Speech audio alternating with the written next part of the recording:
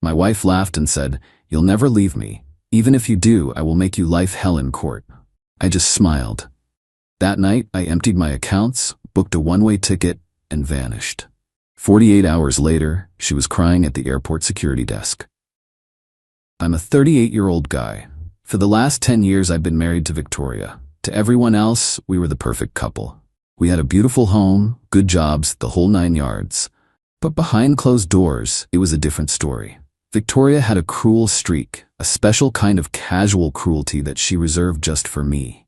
It was in the little digs about my job, the way she'd joke about my receding hairline in front of our friends, the constant reminders that she was the one who came from old money, while I was just a guy from a working-class family who got lucky. The thing is, I'm a patient man. I'm a planner. I don't fly off the handle. For years, I told myself it was just her way. I tried to be better, to earn her respect, I guess. I paid for the majority of our lifestyle, a fact she conveniently forgot whenever she swiped her Amex on a new designer bag. My salary went into our main account, which she had full access to. Hers, from her part-time boutique job, went into her personal account. It was one of those things that seemed fair at the beginning of the marriage, but became a tool of control over time. The breaking point wasn't a huge, dramatic explosion. It was quiet. We were having dinner last Tuesday, one of those bland, silent meals that had become our norm. I brought up the idea of moving, maybe starting fresh somewhere quieter. I thought a change of scenery might help us. Victoria didn't even look up from her phone. She just laughed. It wasn't a happy sound. It was sharp and condescending. "Oh, sweetie," she said, her thumb still scrolling. "You'll never leave me." She finally looked at me, a smirk playing on her lips. "And even if you tried, I'd make your life hell in court. You know my father's lawyers. They'd strip you of everything. You'd be lucky to walk away with the clothes on your back. You need me." She said it with such confidence, such absolute certainty, and in that moment, something inside me just clicked. It wasn't anger, it was clarity.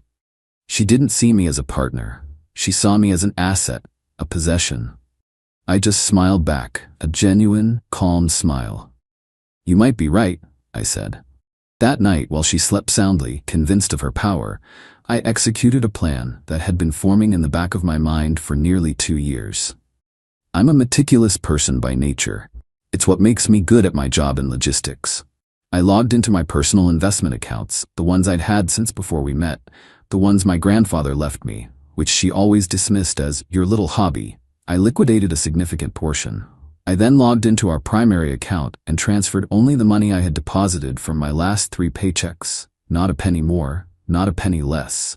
I had all the documentation, every pay stub, every deposit slip, saved in a secure cloud folder. Next, I packed a single duffel bag. A few changes of clothes, my laptop, a hard drive, and a shoebox full of sentimental items. My dad's old watch, photos of my late mother, things that held value only to me. The last thing I did was book a one-way ticket on a 6 a.m. flight to a country halfway across the world, a place I'd always wanted to see but she'd always scoffed at.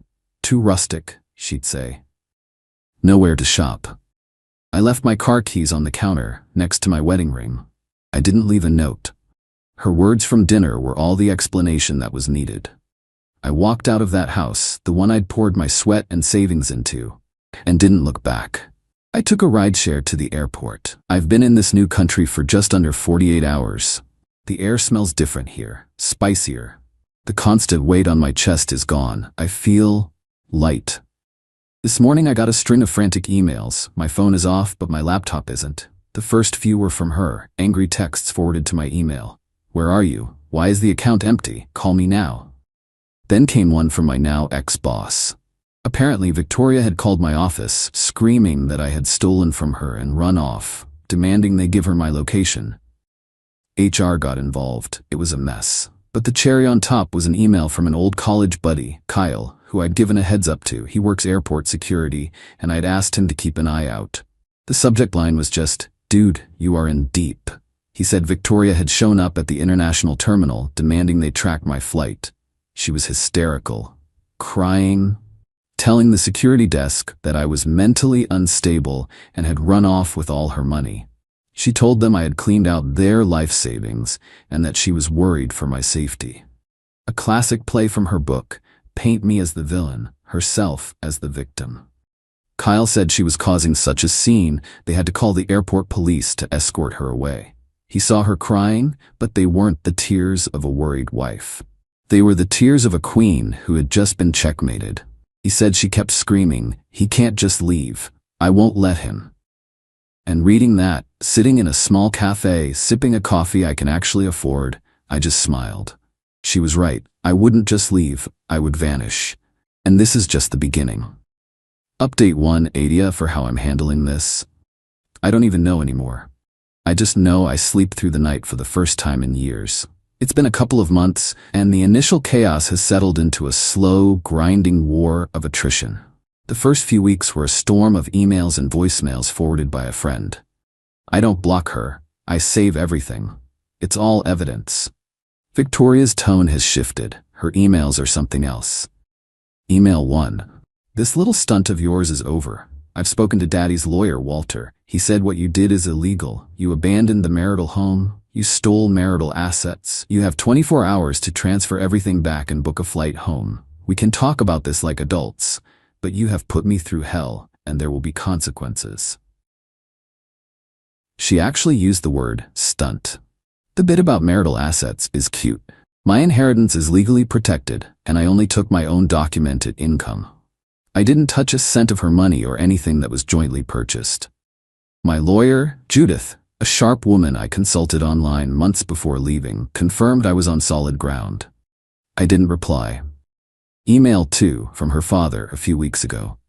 You have made a grave error. You have embarrassed my daughter and this family. Return what you took, and we might be lenient. Defy us, and we will ensure you spend the rest of your life buried in legal fees. We know you're not a fighter, Nathan. Don't try to be one now. The condescension is practically dripping off the screen. They genuinely believe they can bully me into submission. The most entitled move, however, came last month. I got a call from my sister, Lauren. She sounded flustered. Apparently, Victoria had shown up at her house, unannounced. Lauren lives 3 states away, so this wasn't a casual drop-in. Victoria told Lauren I was having a breakdown, that I'd been influenced by some strange people online, and that I'd drained their accounts to run off and join a cult. A cult. The creativity is almost impressive. She then had the audacity to ask Lauren to co-sign a loan for her. Her reasoning?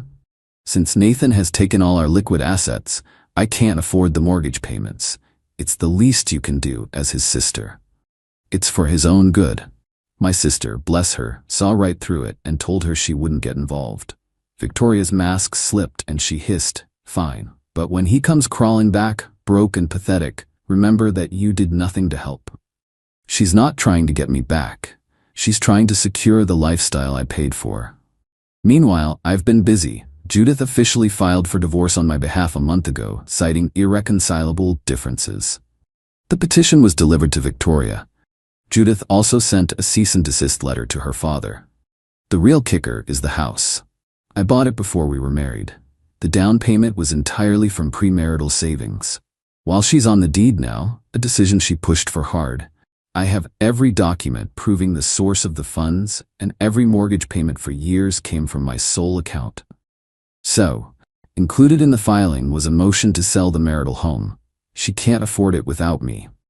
Her father is wealthy, but notoriously tight-fisted. He's not going to subsidize his 30-something daughter's lavish lifestyle indefinitely. I got an email a few hours ago. It's from her. Just one line. You will regret this for the rest of your life. I looked out the window of my small, rented apartment. I don't regret it. Not for a second. This is the first time in a decade I feel like I'm actually living. Update 2. It's been over a year since I left. A full year of grinding legal battles, emotional exhaustion, and, thankfully, quiet personal growth. The process is so much slower than you see in movies. It's a war of paperwork and patience. After the initial divorce filing, her father's legal pit bull, Walter, came at me hard. They buried Judith in motions and discovery requests, accusing me of everything from fraud to abuse. It was a classic shock and awe tactic, designed to drain my finances and my will to fight.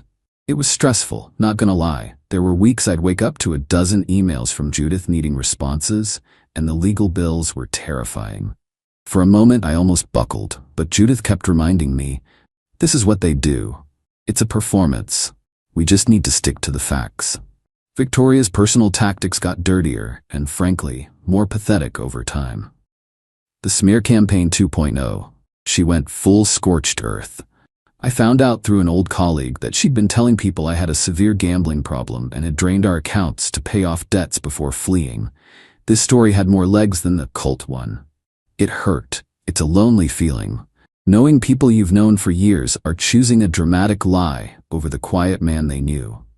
The financial strangulation attempt. She tried to report my credit cards as stolen.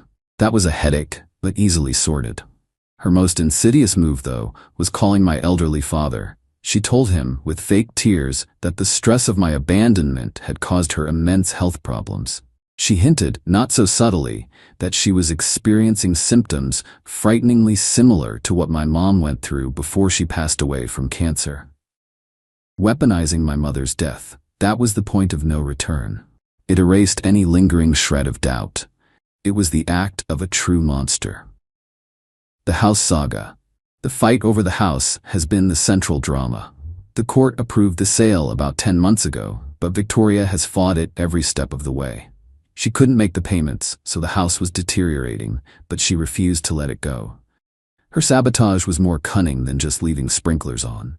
Twice, when a serious buyer was on the hook, she would suddenly discover a major issue. Once it was a black mold scare in the basement. A paid-for inspector found nothing but mildew. Another time, she claimed there was a major fault in the foundation, forcing a costly engineering report that found nothing. Each time, the buyers walked, and the house sat on the market longer, its value dipping with every failed contract. Each incident was documented by the court-appointed agent, but the delays cost time and money. She was finally forced by court order to vacate the premises so it could be shown properly, and moved in with her parents. From what I hear, living under her father's roof as a 39-year-old divorcee has not been a pleasant experience for her. The constant legal pressure from her side was designed to make me give in and let her have the house just to make it stop. But they underestimated me. They saw a quiet man and mistook him for a weak one.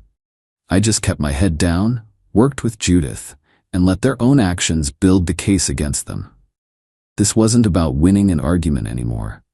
It was about surgically removing a cancer from my life, and I had an ace in the hole I had been holding on to for a very long time.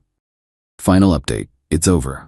18 months after I walked out of that house, the final decree is signed. The noise is gone. The last 6 months were about the final, brutal negotiations. The house finally sold, but for significantly less than its initial valuation, thanks to the market cooling and Victoria's well-documented sabotage. The delays, the fake mold scares, the endless legal wrangling had taken their toll.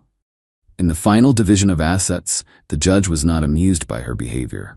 My lawyer, Judith, presented a meticulous record of every delay, every stunt, every unnecessary cost Victoria had incurred. The starting point for the house equity was about a 60-40 split in my favor, acknowledging my premarital down payment, but also her share in the marital appreciation. However, the judge then ruled that she was personally liable for the legal fees and documented financial losses caused by her direct sabotage of the sale. When all was said and done, after her debts were paid from her share, the final distribution of cash felt a lot closer to 70-30. It wasn't a simple win. It was a victory earned through 1,000 cuts of paperwork. But that wasn't the real revenge. That was just business. The reckoning came from a different, much more personal place. Throughout our marriage, Victoria loved to boast about her eye for art. She had spent tens of thousands of my dollars on paintings from up-and-coming artists. She considered it her main contribution to our home's value. "These are investments, darling," she'd say. My legacy. About 2 years before I left, I had started to notice discrepancies in the finances, a general feeling of being taken for a ride. It wasn't one thing, but a lot of little things. On a hunch, I hired a private art appraiser, an expert in art fraud, to evaluate her collection under the guise of updating our insurance policy. I had to tell her it was a requirement for a new umbrella policy to get her to agree. The results gutted me. A significant number of the pieces she'd bought from her favorite gallery owner, a slick guy named Jeremy, were either forgeries or works from unknown artists whose prices he had artificially inflated with fake documents. He'd buy a piece for $500 and sell it to her for $10,000. She, in her arrogance, never sought a second opinion. She loved the story he spun of her being a savvy collector. Finding that out was devastating. It was proof that the contempt wasn't just personal, it was financial. It was the moment I knew the marriage was over. But I wasn't ready to act. I was still emotionally entangled, and honestly, I was scared. Seeing that concrete proof of fraud is what spurred me to start planning. It took me nearly 2 years to build the emotional fortitude and the practical escape plan. It wasn't superhuman patience, it was the slow, painful process of accepting the truth and preparing for war. I held on to that appraiser's report, my ace. During the final, bitter settlement negotiations over the house's contents, Victoria and her father were playing hardball. They were fighting over every stick of furniture and, of course, her precious art collection, which she still valued at over $200,000. This was the moment. Judith didn't submit the report to the court initially. She submitted it directly to Walter, her father's lawyer, along with a draft of a civil fraud lawsuit against both Victoria for knowingly misrepresenting marital assets and Jeremy. We also attached a letter detailing how this information would be turned over to the IRS and the state attorney general if they didn't drop their frivolous claims immediately. The threat of a public, criminal investigation involving his daughter was the one thing her father wasn't willing to risk. His reputation was everything. He couldn't bully the IRS. Within 48 hours, their entire tone changed. They dropped all claims to the furniture, my pension, and everything else they were contesting. They wanted the whole thing to just go away. Victoria was forced to accept the art was worthless, a massive blow to both her ego and her balance sheet. The fallout for them was quiet but complete. Victoria was humiliated. Her legacy was a pile of worthless canvas. The news of the fraud, which we never had to file, the threat was enough, must have leaked, because she was completely ostracized from the social circle she prized so highly. Her father was livid, not because she was cheated, but because she had embarrassed the family. I got an email from her last week. It was different. The rage was gone, replaced by a pathetic, hollow bitterness. You ruined my life. I hope you're happy. Am I happy? It's not the right word. I feel settled. I'm not gloating. I don't feel a rush of victory. I just feel the profound absence of anxiety. The space in my head that was reserved for her moods, and her next attack is just quiet. I didn't ruin her life. I just stopped participating in the fantasy she had built on my bank account and my silence. She's not the victim of my revenge. She's the architect of her own consequences. Over the past 18 months, I've built a life here. I finished the language course. I can argue with shopkeepers and tell jokes now, which feels like a bigger victory than any court case. I used the money from the house sale to buy a small, existing house on a cliff overlooking the ocean. It's modest, but the view is worth more than any fraudulent painting. The future isn't a grand, exciting adventure. It's quiet mornings watching the waves. It's cooking dinner for my dad. Rocco flew out to visit me last month. It's the simple, unshakable knowledge that my life is finally completely my own. And that is more than enough.